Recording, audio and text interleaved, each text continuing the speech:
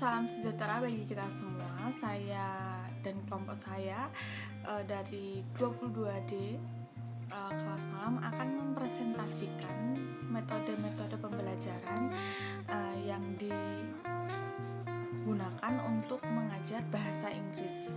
Sekarang mari kita mulai dari Harits dan kemudian saya dan Mbak Lastri.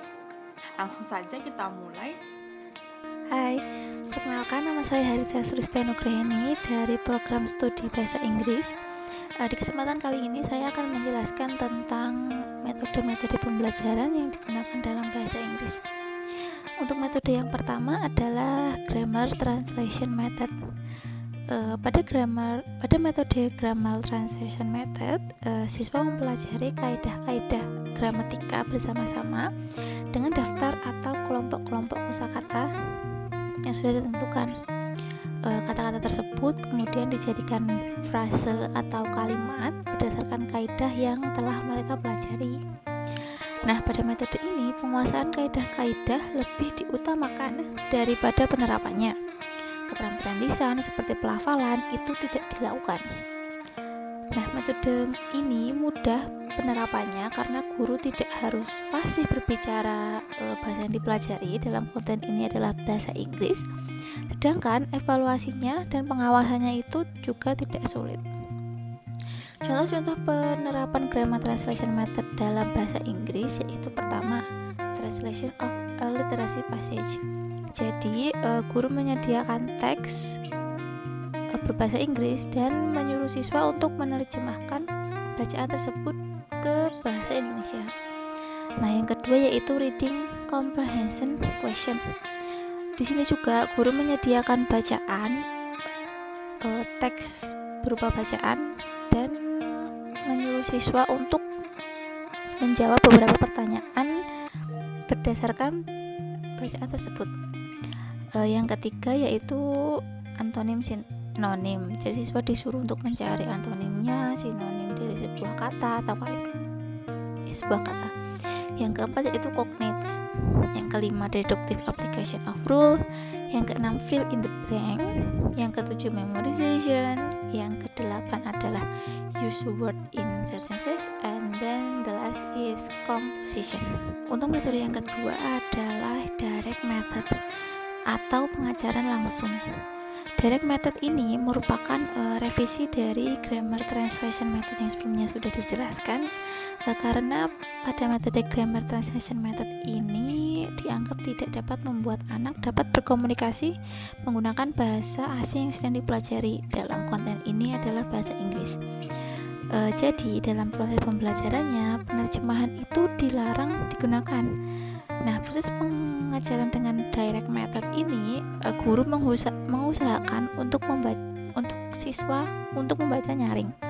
Kemudian guru memberi pertanyaan dalam bahasa yang sedang dipelajari atau bahasa Inggris.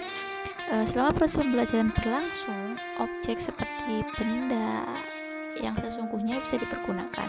Jadi guru dapat menggunakan benda-benda yang berkaitan dengan materi yang akan disampaikan. Atau guru juga bisa menggambar atau mendemonstrasikan materi tersebut. Nah, untuk contoh-contohnya sendiri dalam pembelajaran bahasa Inggris menggunakan direct method ini seperti yang pertama, reading aloud. Reading aloud ini jadi guru memberikan teks dalam bahasa Inggris dan menyuruh siswa untuk membaca secara nyaring dengan suara yang jelas. Yang kedua yaitu question and answer exercise. Di sini guru menyediakan bacaan atau guru memberikan beberapa pertanyaan dan siswa menjawab pertanyaan tersebut dengan jelas dan nyaring. Yang ketiga, getting students to self-correct. Nah, jadi dalam hal ini guru menyediakan semacam error recognition dan siswa disarankan untuk mencari bagian mana yang salah. Nah, yang keempat adalah conversation practice. Jelas di sini guru menyuruh siswa untuk melakukan percakapan antara dua orang atau lebih. Yang kelima adalah fill in the blank. Yang keenam dictation dan yang ketujuh map drawing. mob drawing di sini mungkin guru bisa menggunakan mind mapping, aplikasi mind mapping atau semacamnya. Dan yang terakhir adalah paragraph writing.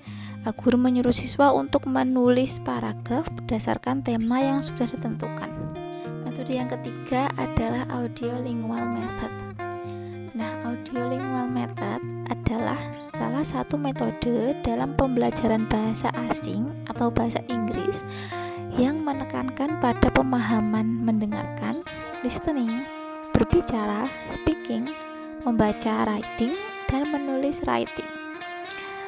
Metode ini didasarkan pada sebuah teori perilaku atau behaviorist theory, yaitu teori yang menekankan pada perubahan tingkah laku yang berasal dari pengalaman. Jadi metode ini juga merupakan gaya pengajaran yang digunakan dalam mengajar bahasa asing atau bahasa Inggris yang mengakui bahwa sifat atau ciri tertentu dari makhluk hidup dapat dilatih dengan sistem penguatan yang menekankan ajaran mendengarkan dan berbicara sebelum membaca dan menulis. Jadi dalam metode ini, guru lebih banyak mengajarkan untuk mendengarkan dan berbicara.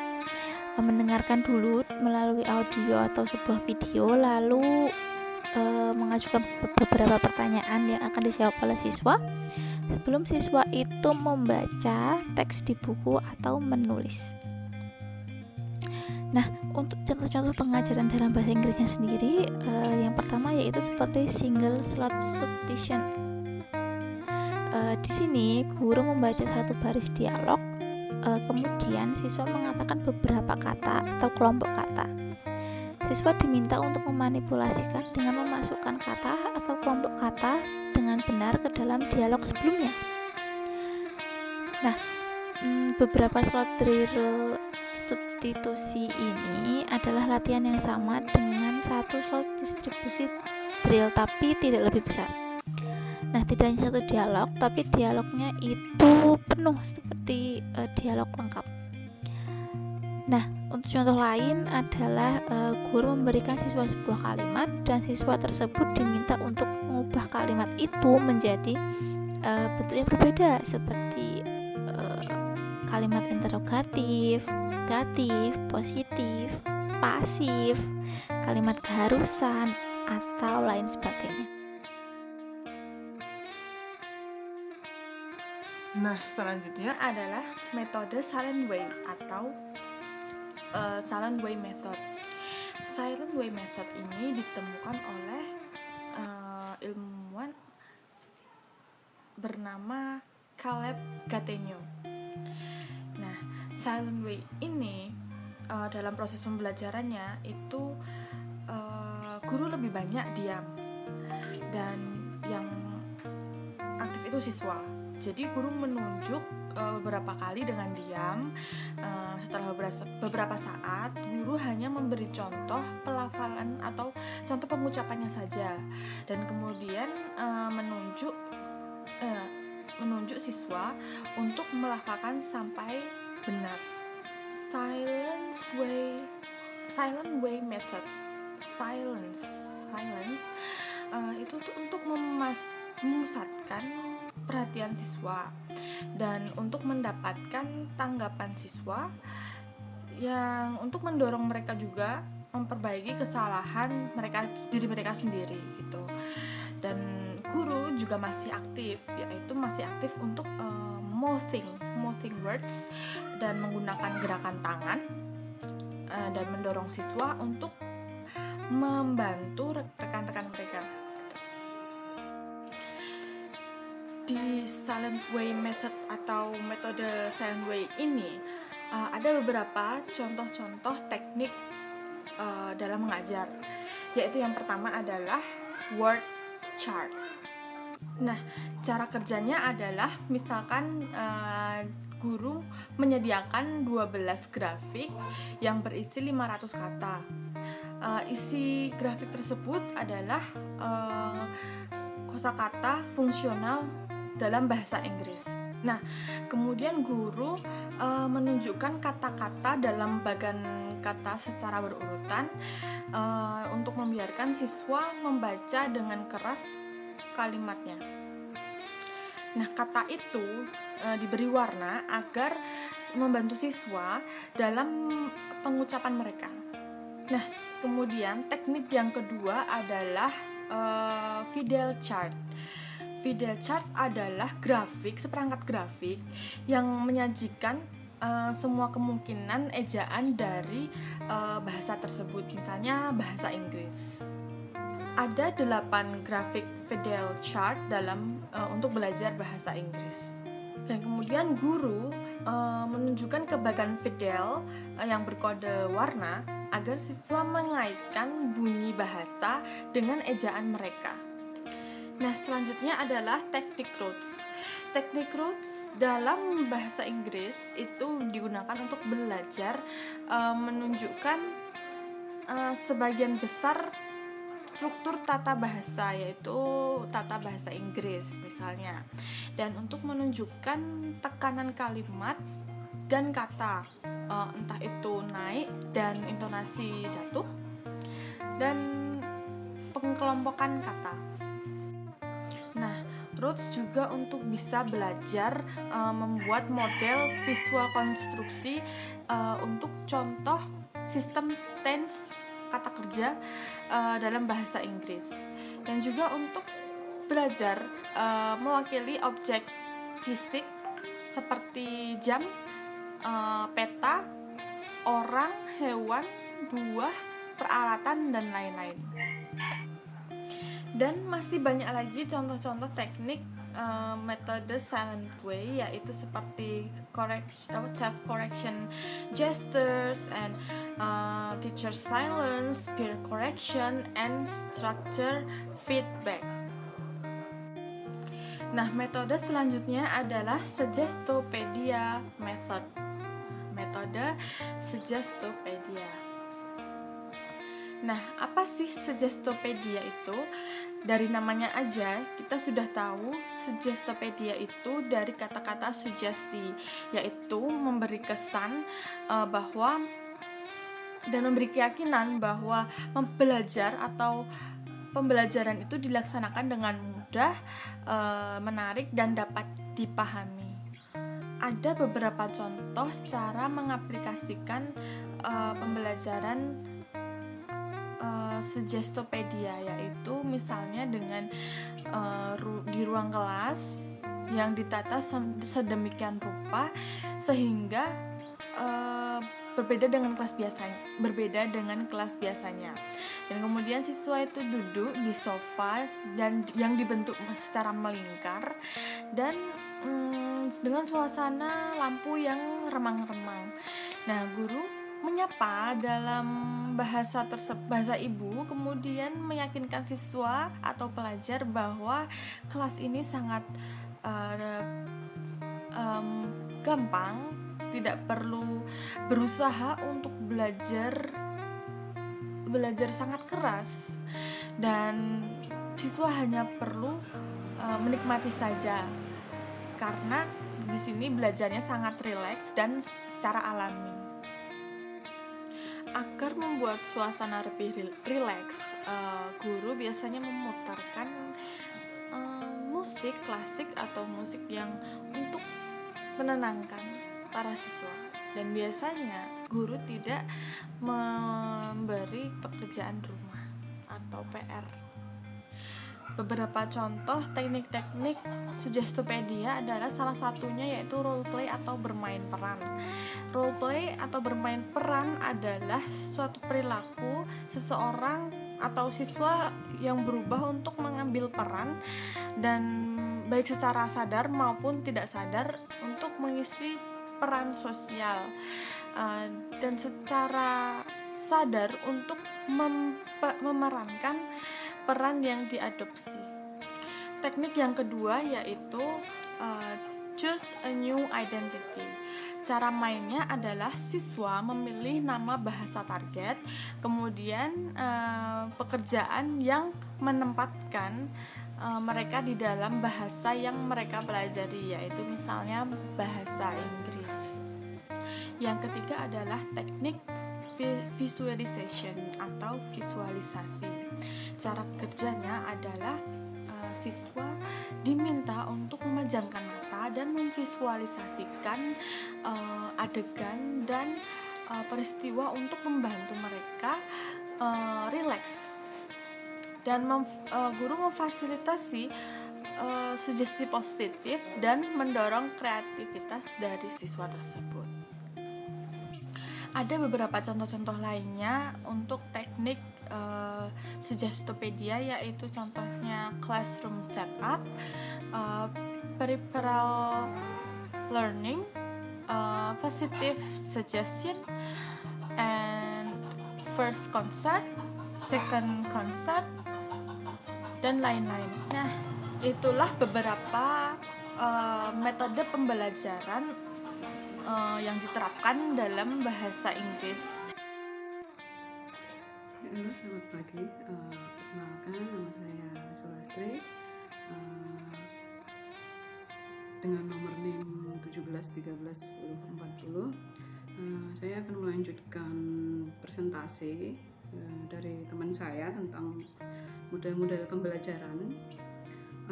Jadi selanjutnya adalah model pembelajaran yang namanya physical response. Jadi model pembelajaran ini dikenal juga dengan listening comprehension, yang mendasarkan model pembelajaran pada hubungan mendengarkan dengan aktivitas fisik. Jadi model pembelajaran ini siswa mendengarkan apa yang diucapkan dan dipraktekkan oleh pendidik, dan siswa akan mulai berbicara ketika mereka sudah siap. Jadi model pembelajaran ini dikembangkan oleh Dr. James Asher. Ini berdasarkan pada observasi. Jadi pada tahap awal pembelajaran bahasa asing, anak itu fokus pada pemahaman mendengarkan. Ini didasarkan pada observasi bagaimana anak-anak itu belajar bahasa ibu. Maksudnya pada saat masih bayi, mereka hanya mendengarkan suara-suara di sekitarnya, suara apapun, dan mereka akan mulai berbicara ketika mereka sudah siap untuk berbicara.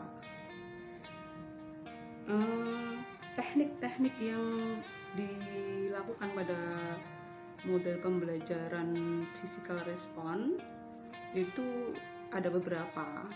Yang pertama adalah namanya itu command atau perintah. Jadi guru atau pendidik itu akan mengucapkan sesuatu seperti perintah. Selanjutnya siswa akan mendengarkan dan melihat atau menyaksikan apa yang diperagakan oleh guru. Misalkan dalam bahasa Inggris jump itu perintah untuk melompat, atau run itu perintah untuk berlari. Jadi guru itu memberikan kata-kata perintah sambil memperagakan, dan siswa itu mendengarkan, menyerap, dan mereka akan mempraktekannya ketika mereka sudah siap. Selanjutnya teknik model pembelajaran physical response adalah role play. Jadi pendidik akan berperan, akan mengucapkan kata-kata dalam bahasa Inggris sambil memerankan sesuatu yang bisa disimak oleh siswa. Selain itu, selanjutnya untuk teknik model pembelajaran physical response adalah action sequence. Jadi action sequence ini seperti melakukan sesuatu. Jadi pendidik mengerjakan sesuatu dan murid akan mendengarkan dan selanjutnya menirukan apa yang diperagakan oleh pendidik atau guru. Itu tadi model pembelajaran physical response ya. Jadi ini memang cocoknya untuk anak-anak pada tahap awal pembelajaran yang maksudnya baru mulai belajar bahasa Inggris. Oke, selanjutnya kita akan kepada model pembelajaran yang berikutnya, yaitu model pembelajaran komunikatif atau bisa kita sebut sebagai pendekatan komunikatif. Jadi model pembelajaran itu muncul setelah ada kegagalan pada model pembelajaran audiolingual. Kenapa audiolingual itu gagal? Itu dikarenakan pada model pembelajaran audiolingual itu menghasilkan penutur bahasa asing yang fasih, tapi tidak mampu untuk menggunakan bahasa yang dipelajari tersebut untuk berinteraksi secara langsung dengan orang di sekelilingnya atau dengan orang asing lainnya. Itu jadi kenapa selanjutnya para pakar itu mengembangkan model pendekatan komunikatif. Nah, model pendekatan komunikatif ini menekankan pada teknik-teknik yang mengembangkan prosedur keterampilan bahasa itu yang saling berkaitan, saling bergantung satu sama lain antara bahasa dan komunikasi. Jadi tidak hanya gramatikal saja, terus tidak hanya fasih dalam teori saja, tapi mampu untuk berinteraksi dengan yang lain menggunakan bahasa yang dipelajari. Itu jadi model pembelajaran komunikatif itu dianggap bagus atau berhasil ya. Jadi apabila bahasa itu bisa dipraktekkan dengan orang lain ya, artinya komunikatif, bisa berkomunikasi. Terus keterampilan itu kontekstual, bahasa yang dipelajari itu konteks, berdasarkan konteksnya, jadi sesuai dengan konteks. Terus selanjutnya sesuai dengan kenyataan yang ada gitu. Jadi selain bisa teori, selain fasih berteori dalam teori, dalam grammar, tapi penutur bahasa itu juga mampu untuk berkomunikasi atau menggunakan bahasa yang dipelajari itu dengan fasih, dengan mempraktekkannya. Nah, itu adalah tujuan dari model pembelajaran komunikatif. Jadi bahasa asing yang dipelajari itu mampu dikembangkan dan mampu digunakan untuk berkomunikasi dengan orang lain. Itu adalah tujuan dari kita belajar bahasa asing. Jadi kita bisa mempraktekannya, kita bisa berkomunikasi dengan orang lain dengan menggunakan bahasa asing tersebut.